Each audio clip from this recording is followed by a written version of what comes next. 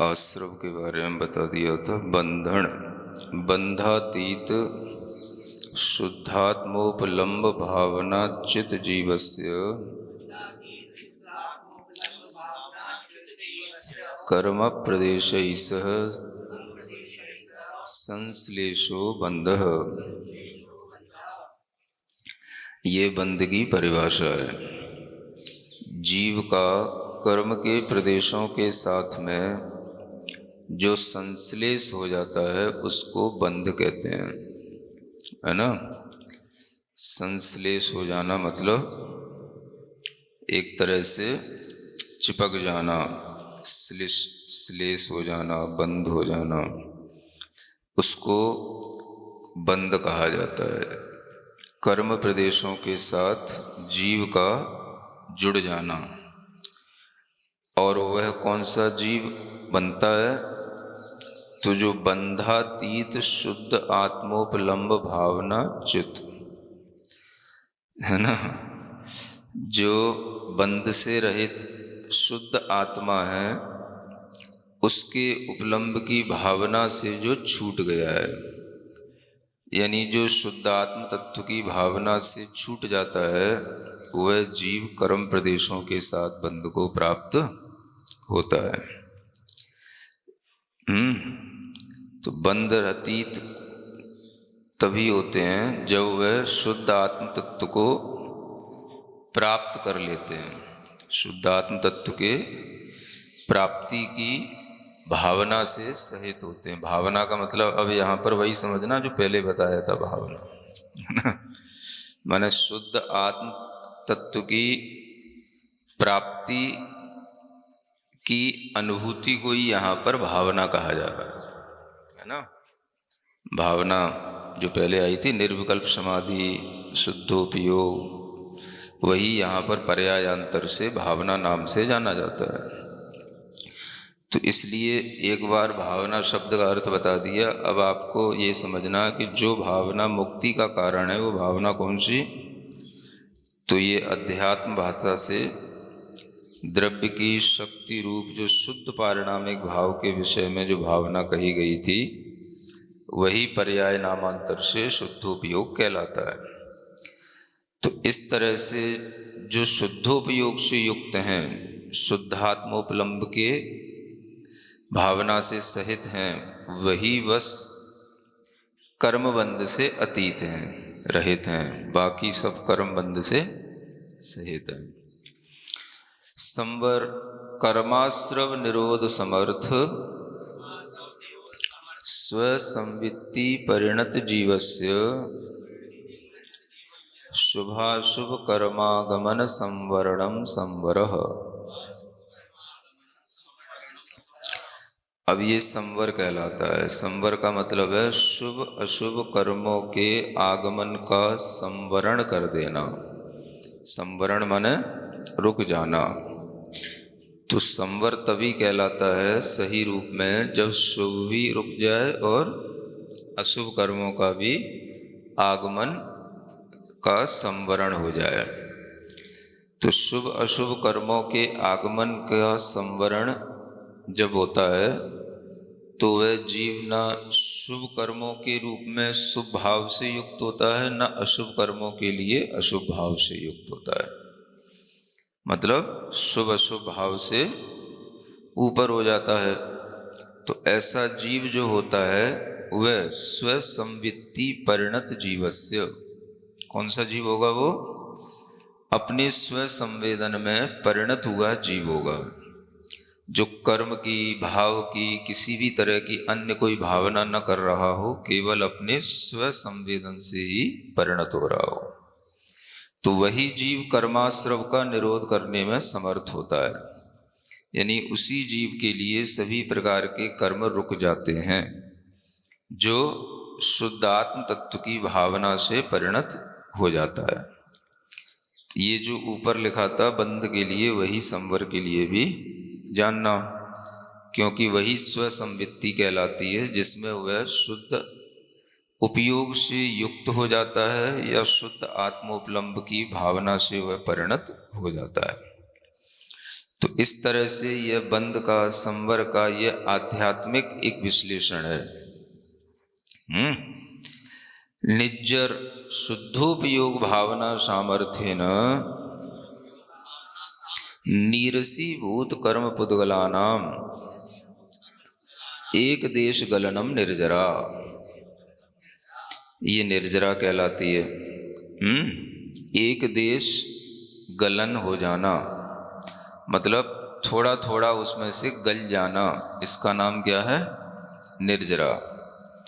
किनका? पुद्गलों का। कौन से पुद्गलों का? कर्म पुद्गलों का। और कैसे होकर के गलना? तो नीरसी भूत होकर के गलना, है ना। नीरसी भूत का मतलब पहले जिनमें रस पड़ा हुआ था, फिर उनको बाद में नीरस करके गलाया गया। रस को हाँ निकाल दिया गया। तो जैसे किसी भी फल में से रस निकल जाने के बाद जैसे फल की जो स्थिति होती है, वैसे ही यह कर्म पुद्गल रस रहित होकर के, माने अनुभाग शक्ति से रहित होकर के यह गलने लग जाते हैं। इसका नाम निर्जरा है ना। थोड़ा आगे पीछे बैठा करो ना, अभी फिर वही।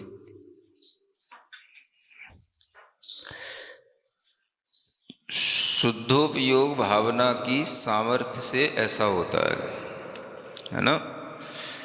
तो जब जीव अपनी स्व आत्मा की, स्व शुद्ध आत्मा की भावना का मतलब उसी में निर्विकल्प समाधि के रूप से परिणत होता है, तब उसकी सामर्थ्य इतनी अधिक हो जाती है कि वह कर्म पुद्गलों के रस को भी नीरस कर देता है। और फिर उसके बाद में उन कर्म पुद्गलों का जो झड़ना होता है, एक देश गलन होता है, उसी का नाम निर्जरा कहलाती है। तो निर्जरा में कर्म पुद्गलों का गलना होता है, लेकिन वह कर्म पुद्गल कैसे गलते हैं? तो रस रहित होकर के गलते हैं, है ना। जैसे वृक्ष पर लगे हुए जो फल होते हैं, वह या तो धीरे धीरे सूख जाते हैं, तो सूखते सूखते सूख करके झड़ गए। तो जो सूख करके झड़ गए, इसका मतलब है कि वो नीरसीभूत हो गए, है ना। इस तरह से सुखा करके झड़ा दिया। एक तो ये होता है, अथवा वो सूख नहीं रहे थे, उन्हें हमने किसी कारण से और किसी तरह के ताप दे करके उन्हें झड़ा दिया। माने उनका वो झड़ेंगे तो तभी जब वो सूखेंगे। तो एक तो अपने टाइम से सूख जाना, और एक जो है अपन किसी भी तरह से उन्हें, है ना, ताप दिए, गर्मी दिए, जिसके कारण से कि वो समय से पहले उनका रस सूख गया तो झड़ गए। हवा पानी में भी कई बार झड़ जाते हैं, है ना। तेज हवाएं चलती हैं तो भी झड़ जाते हैं। तो जो भी ये झड़ते हैं वो मुख्य रूप से वो होते हैं जिनमें रस रहित हो जाते हैं। जो रसदार रहते हैं वो तो उस पर लगे रहते हैं, और जो रस रहित हो जाते हैं वो जल्दी झड़ जाते हैं। थोड़ी सी भी हवा चलेगी, है ना, कुछ भी थोड़ा सा पानी गिरेगा तो भी झड़ जाएंगे। तो उसी तरीके से कर्म पुद्गलों में रस पड़ा रहता है। रस, रस का मतलब अनुभाग का बंध जो होता है, वो अनुभाग शक्ति, तो उनमें अच्छा या बुरा फल देने की शक्ति पड़ी रहती, वो रस कहलाता है। तो जब तक वह शक्ति पड़ी हुई है तब तक वो आत्मा में बंधे रहते हैं, वो झड़ते नहीं हैं, है ना। और जब हम उनको रस रहित करके बाहर निकालते हैं, तब जो है वो फल दे करके उनकी निर्जरा हो जाती है।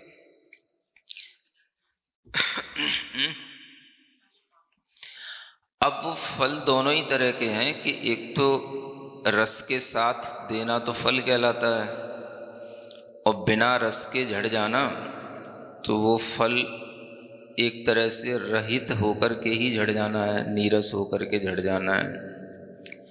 तो फल जो होता है वह सरस भी होता है और नीरस भी होता है। तो वो जो फल झड़ते हैं मुख्य रूप से सरस तो तब झड़ेंगे जब वो समय पर झड़ेगा, और आप उन्हें निर्जरा करके गला करके जड़ाएंगे तो पहले उनका रस जो है परिवर्तित हो जाता है, तब वो जो है गलन को प्राप्त होते हैं। तो वह किसी ना किसी रूप में, अन्य रूप में भी फल दे करके झड़ गए तो भी उनका रस परिवर्तित हुआ और उससे उनमें गलन हुआ, तो वह निर्जरा कहलाई। तो हमेशा निर्जरा जो होती है वह कर्म पुद्गलों की वही काम की निर्जरा कहलाती है जो नीरसीभूत कर्मों की होती है। तो हर तरह की जो ये तप आदि होते हैं, व्रत आदि होते हैं, ये कर्मों के रस को सुखाने के लिए होते हैं। किसको? कर्म रस को ये नीरस बना देते हैं और उससे जो है ये कर्म पुद्गल गलते हैं, तो उसी का नाम निर्जरा कहलाती है। तो जब आप कोई भी फल देखते हैं तो वह फल अपने आप में गलने लग जाता है जब उसके अंदर का रस जो है चला जाता है ना। तो रस को सुखा देने का नाम ही तप कहलाता है, व्रत कहलाता है, संयम कहलाता है। इससे क्या होता है, कर्म पुद्गलों का रस सूख जाता है। तो थोड़ा बहुत नौ कर्म भी सूख जाए तो कोई बात नहीं, कर्म पुद्गलों का रस भी अब सूखेगा तो थोड़ा बहुत नौ कर्म तो फर्क तो पड़ेगा। नौ कर्म माने शरीर, है ना। तो शरीर भी थोड़ा बहुत सूखेगा ही, जब कर्म का रस सूखेगा तो शरीर भी सूखेगा। अब तुम कहो कि शरीर को रिष्ट पुष्ट रखो और कर्म को सुखाओ, तो थोड़ी सी विपरीत सी रीति बन जाती है।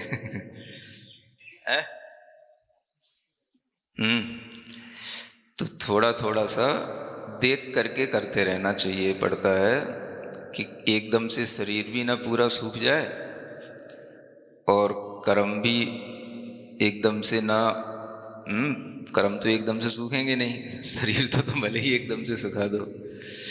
तो शरीर को इस तरह से धीरे धीरे धीरे धीरे मतलब लाइन पर लिए रहना, ताकि वो कर्म को भी सुखाता रहे और वो शरीर भी न सूखे न पुष्ट हो, बराबर चलता रहे। ये ज़्यादा अक्ल का काम है ना।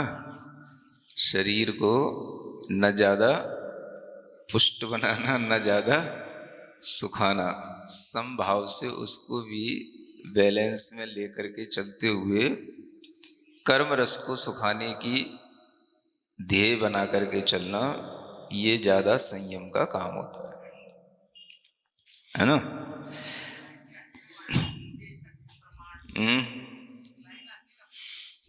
अब उस लाइन का तो लोग दुरुपयोग करते हैं। कीजिए शक्ति प्रमाण।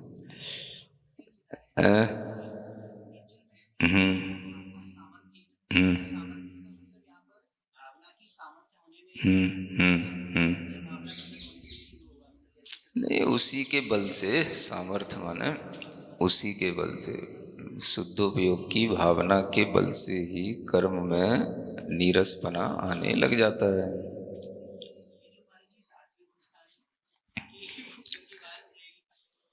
हाँ हाँ, गुण स्थानों की बात तो बाद में लगा लेंगे, पहले तो अभी तो बहुत विषय आता रहेगा। अभी तो ये बताना जरूरी है कि सामर्थ्य जो आएगी वो अपनी आत्मा के ध्यान से आएगी, अपनी आत्मा की ही सामर्थ्य होगी, जिसके माध्यम से कर्म की सामर्थ्य कम होगी। इतना अभी समझना है। तो जितना हम अपना उपयोग अपनी ही आत्म तत्व में लगाएंगे तो वहीं से कर्म की सामर्थ्य अपने आप सूखती जाएगी।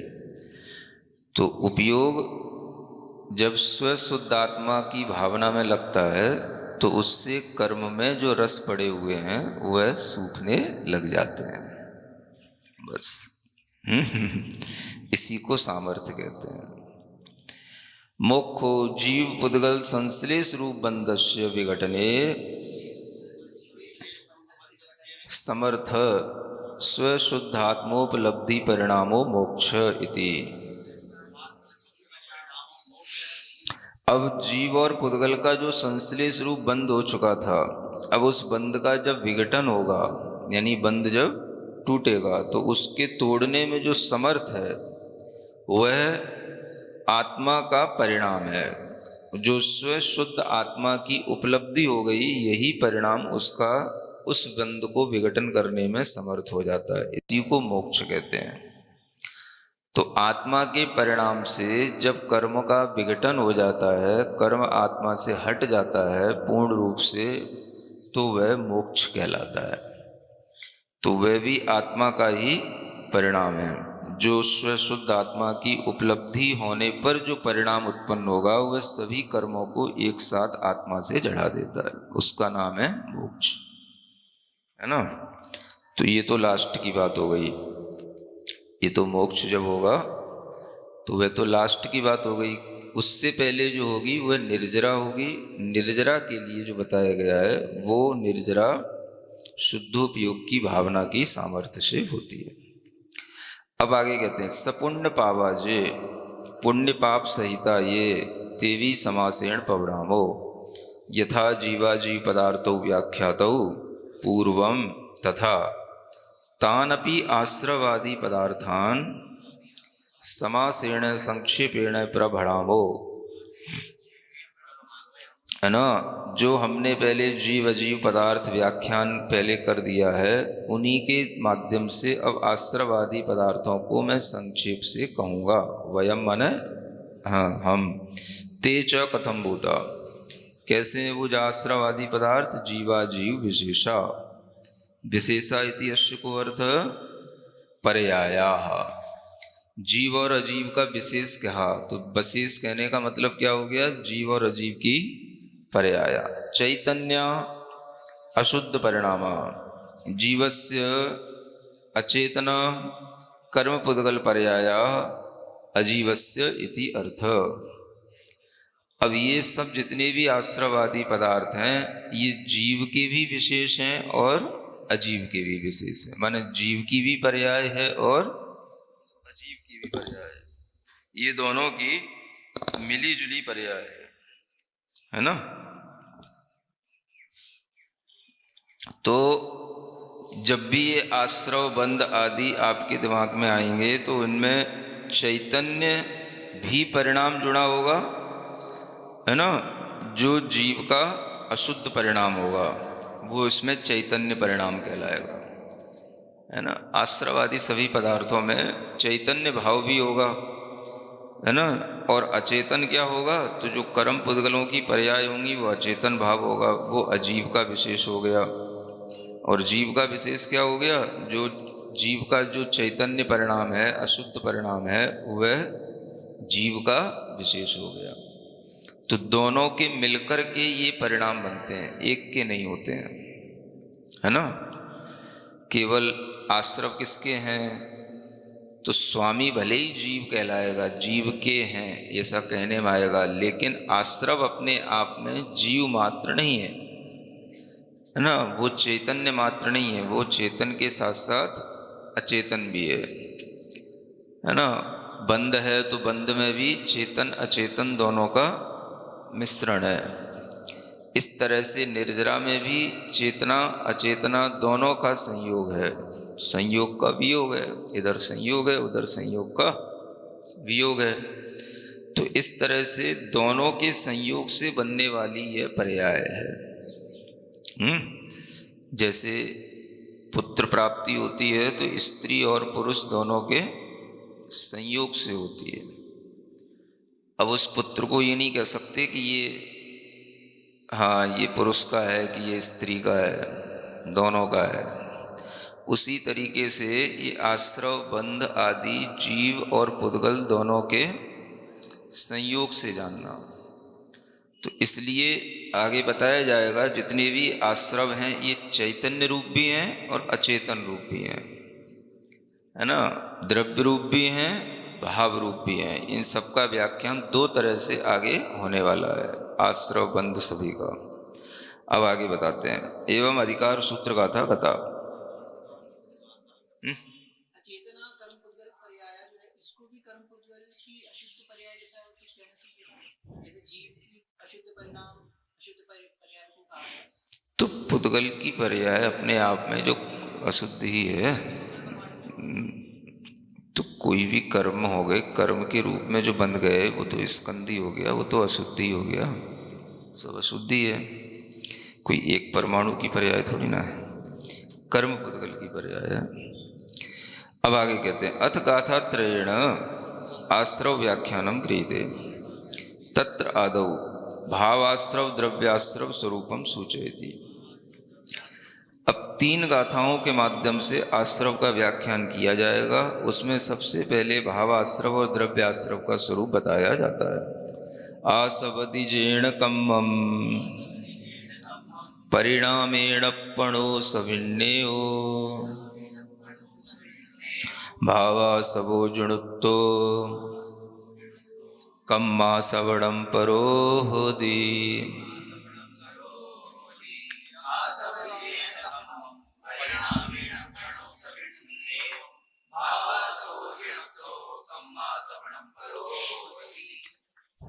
जीर्ण माने जिसके द्वारा, कम्मम आसवदी कर्म का आश्रव होता है। जीर्ण परिणामेण यानी जिन परिणामों के द्वारा, अपड़ो वह आत्मा का ही होता है, सविण्यो माने वह जानना चाहिए, भावासवो भावाश्रव, जिणुत्तो माने जिनेन्द्र भगवान ने कहा है, कम्मा सवणम परो होदी, पर माने दूसरा जो आश्रव है वो कर्मों का आश्रव कहलाता है। इस तरह से ये गाथा का अर्थ है। अब इसको आगे बताते हैं। आश्रवती कर्म येन परिणामेन आत्मनः सविज्ञेयो भावाश्रव। भावाश्रव किसे कहते हैं? जिस परिणाम के द्वारा, आत्मा के जिस परिणाम के द्वारा कर्म आते हैं वह भाव आश्रव कहलाता है ना। तो जिसमें आत्मा का परिणाम जुड़ा हुआ है, तो ये आश्रव में जब आत्मा का परिणाम आ गया तो यही चैतन्य की पर्याय हो गई, यही अशुद्ध परिणाम हो गया जिसके माध्यम से कर्म आता है। ऐसा वह आत्मा का परिणाम भावाश्रव कहा गया। कर्माश्रव निर्मूलन समर्थ शुद्धात्म भावना प्रतिपक्ष भूतेन येन परिणामेन आश्रवती कर्म कस्यात्मन स्वस्य स परिणामो भावाश्रवो विज्ञेय।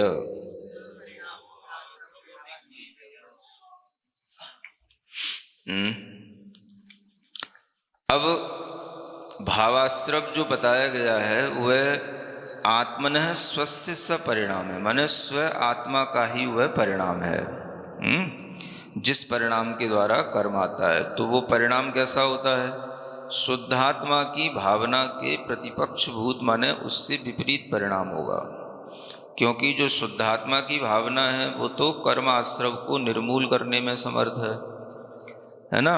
उसके विपरीत जो आत्मा का परिणाम होगा वह परिणाम भाव रूप आश्रव कहलाएगा। उसी के माध्यम से कर्मों का आगमन होता है।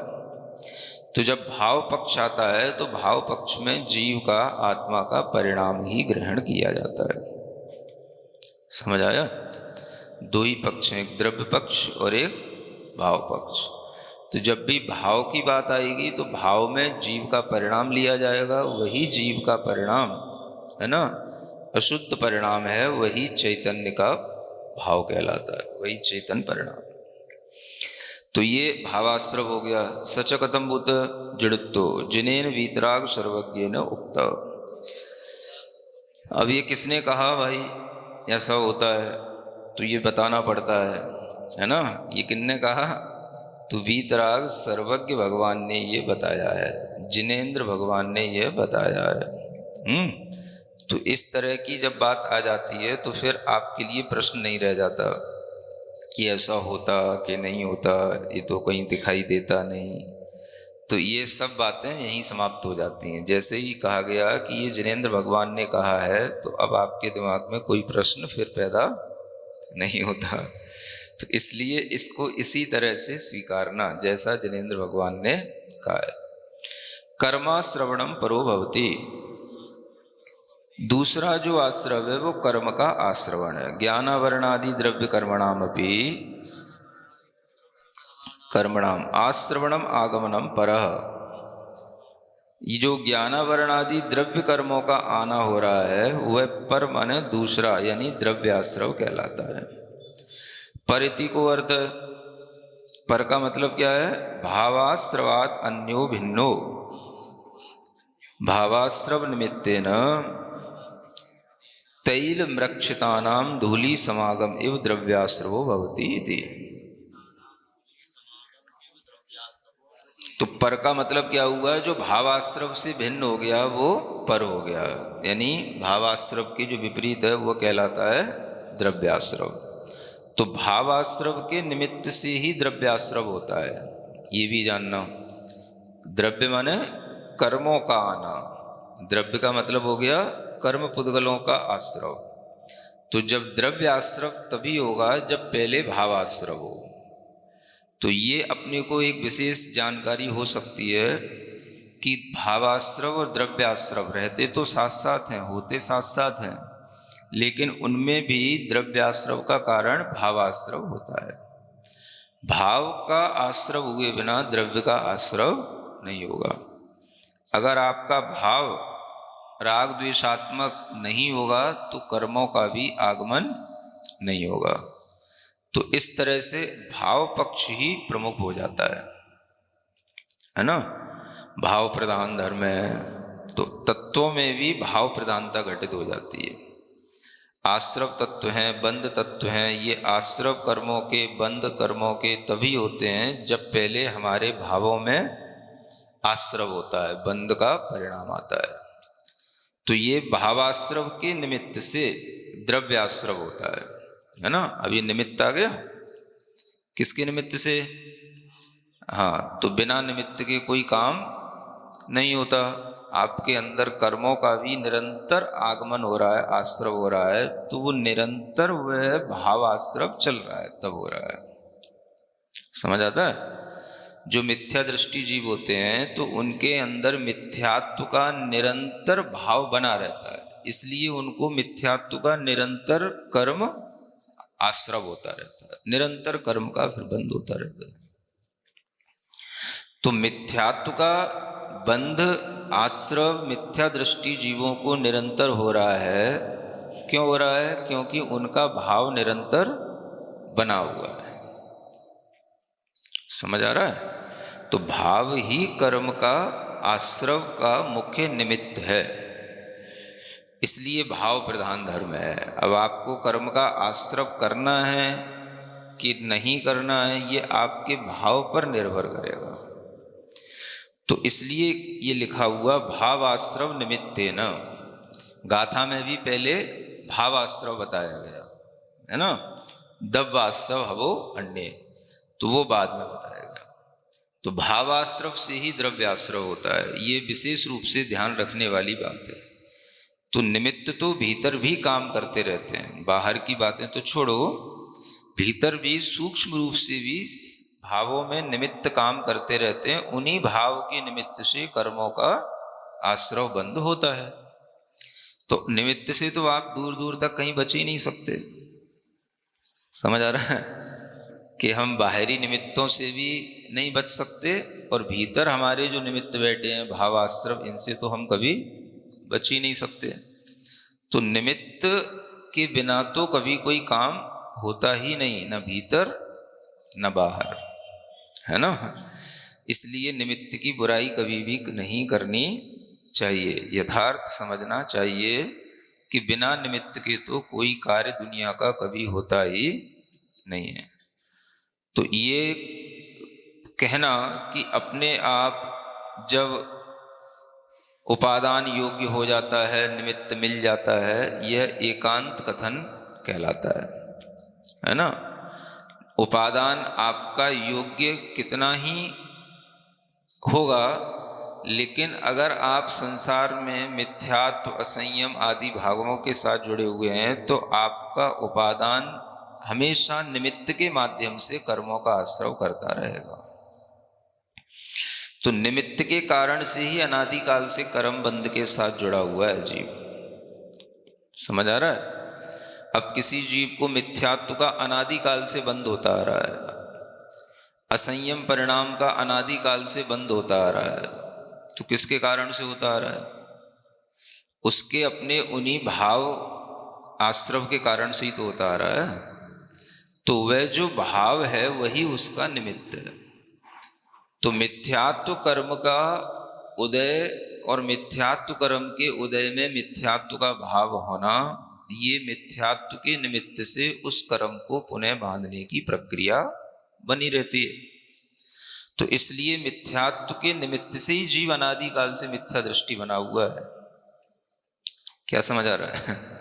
उपादान के कारण से क्या होता है?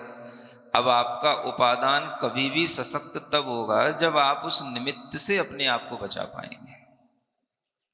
तो उपादान में भी शक्ति तब आएगी जब आप निमित्त से बचेंगे, है ना? बिना भाव आश्रव के निमित्त को तोड़े आपके अंतरंग में मिथ्यात्व जो द्रव्य का आश्रव हो रहा है वो कभी भी रुक नहीं सकता। तो इसलिए निमित्त ही जो है प्रारंभ में बलवान होता है। प्रारंभ में आपको निमित्त को ही रोकना है, निमित्त को ही जोड़ना है। समझ आ रहा है? हाँ। तो किस निमित्त से सम्यक दर्शन बना रहता है, उस निमित्त को जोड़ो। किस निमित्त से मिथ्यात्व छूटता है, उस निमित्त को छोड़ो। तो आपके अंदर सम्यक दर्शन हो या ना हो, पहले यही कहा जाता है वहां नहीं जाना, मिथ्या आयतनों में नहीं जाना, मना किया जाता है ना। क्यों? क्योंकि वो निमित्त रहेगा तो फिर नियम से भीतर आश्रव होगा ही होगा। समझ आ रहा है?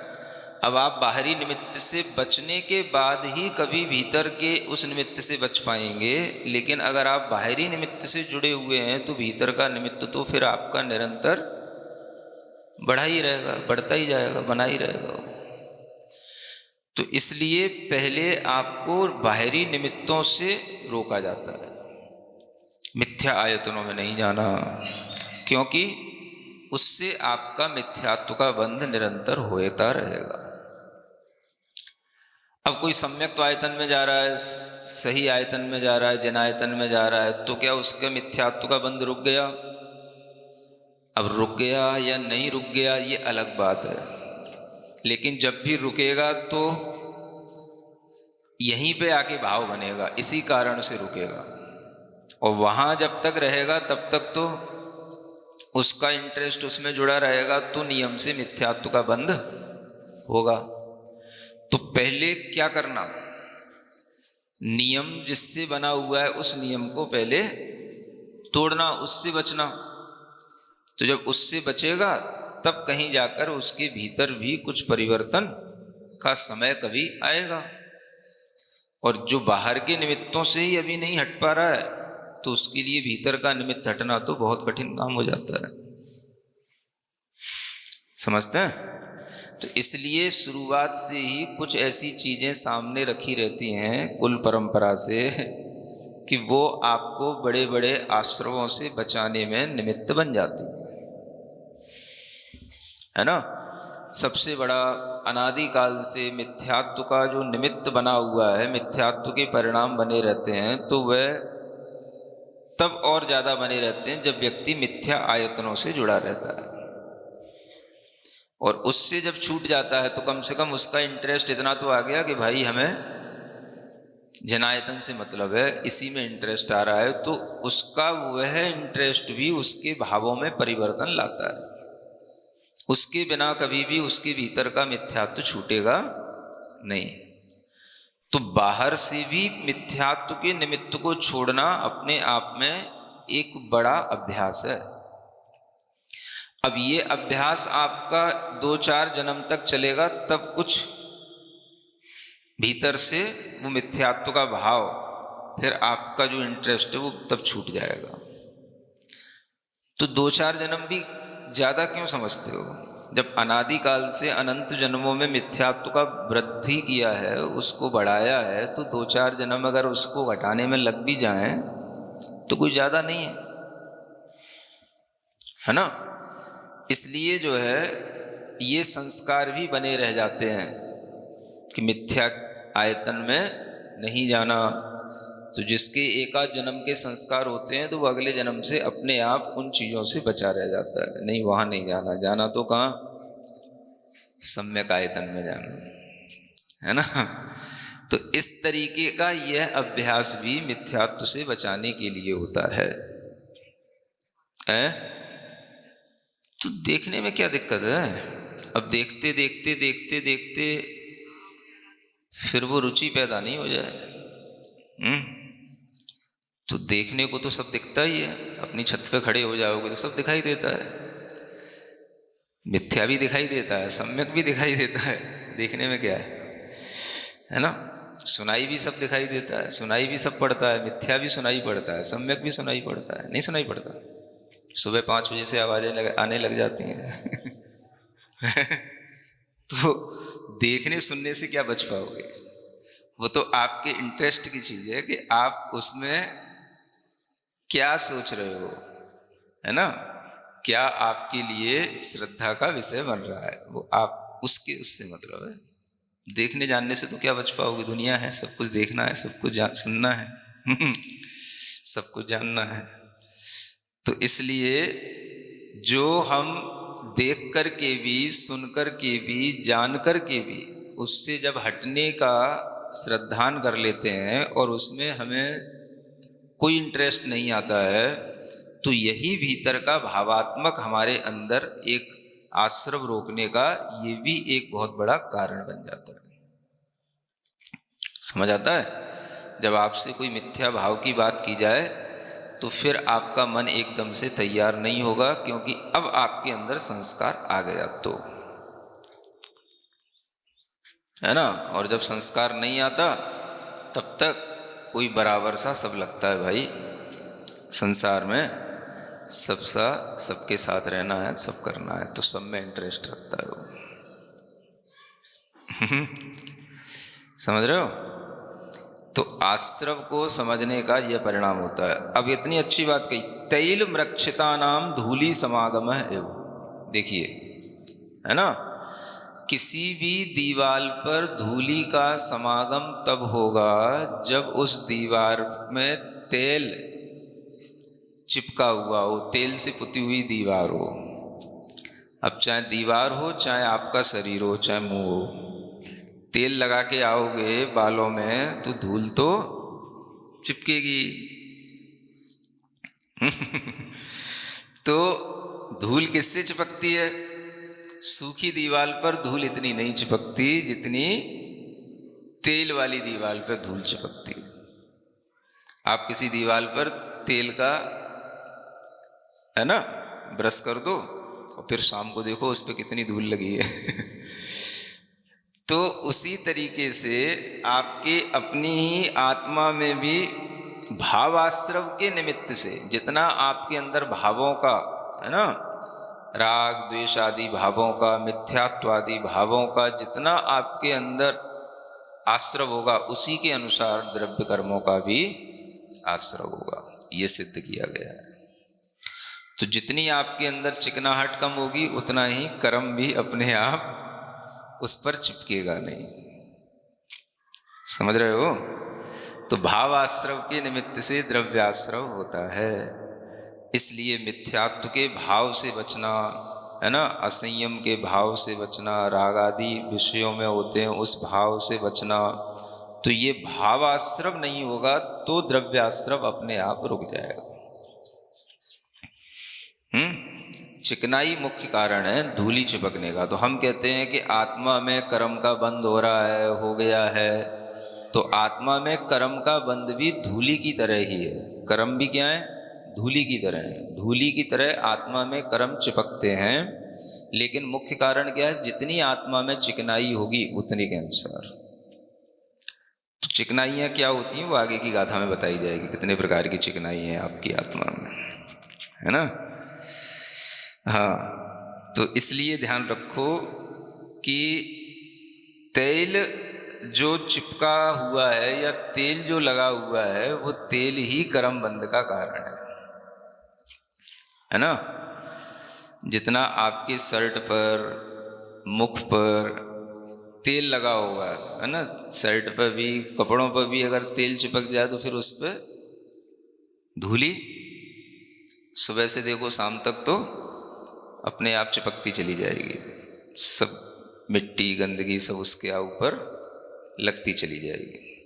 तो इसी तरह से मुख्य कारण भावाश्रव है, ये जो बताने के लिए उदाहरण दिया गया है ना। ननु आश्रवती येन कर्म तेनैव पदेन द्रव्याश्रवो लब्ध।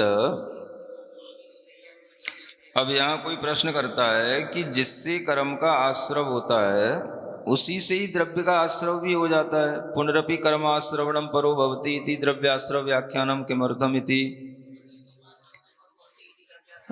हाँ, आप ये व्याख्यान बढ़ाते क्यों रहते हैं? जब कर्म का भाव हुआ उसी समय पर कर्म का आश्रव हुआ, तो भावाश्रव के समय पर ही द्रव्याश्रव हो जाता है। तो जो भावाश्रव है वही द्रव्याश्रव है, एक ही साथ सब काम हो रहा है। तो द्रव्याश्रव अन्न होता है या भावाश्रव अन्य होता है, ये भिन्न भिन्न कहने की क्या जरूरत पड़ती है। यद उत्तम त्वया, ये तो प्रश्न के लिए क्या, जो आपने ऐसा क्यों कहा, तन्न ऐसा नहीं है। येन परिणामेन किम भवति आश्रवति कर्म तत्परिणामस्य सामर्थ्यम दर्शितम न च द्रव्याश्रव व्याख्यानम इति भावार्थ। दोनों को अलग अलग बताने का प्रयोजन ये है कि जिस भाव से जिस परिणाम से कर्म आता है उस परिणाम की सामर्थ्य हमें दिखानी थी। दोनों की एक साथ बता देंगे, दोनों एक ही हैं, तो फिर हम ये नहीं बता पाएंगे कि किसकी सामर्थ्य से क्या होता है ना। तो किसकी सामर्थ्य है? भावाश्रव की सामर्थ्य है। भावों के सामर्थ्य से ही द्रव्य आश्रव होता है, इसलिए यहाँ पर भावाश्रव की सामर्थ्य बताने के लिए उसको प्रमुख रूप से कहा, और उसके बाद में जो भिन्न रूप से होता है वो द्रव्याश्रव होता है, ये अलग बताया गया। तो भावाश्रव और द्रव्याश्रव दोनों अलग अलग होते हैं। ये भी आपको तभी ज्ञान में आएगा जब आप इनको अलग अलग तरह से समझेंगे, है ना। तो सामर्थ्य जो है वो भावों की है। इसलिए जो आप कहते रहते हो कि भावों से ही ना धर्म होता है, भावों से ही अधर्म होता है, तो भाव कौन से होते हैं? तो जिन भावों से धर्म अधर्म होता है तो वो भाव भी तो आपको पता होने चाहिए कि किन भावों से धर्म होता है, किन भावों से अधर्म होता है। तो जितने भी ये भाव आपको आश्रव के बताए जा रहे हैं ये भी आपके भाव ही हैं जिनके कारण से आश्रव होता रहता है ना। अब अगर आपको आलस्य निरंतर आता रहता है, आलस्य, आलस समझते हैं? हाँ, तो आपके लिए आलस्य का जो निरंतर भाव बना हुआ है उसी के कारण से आपको उस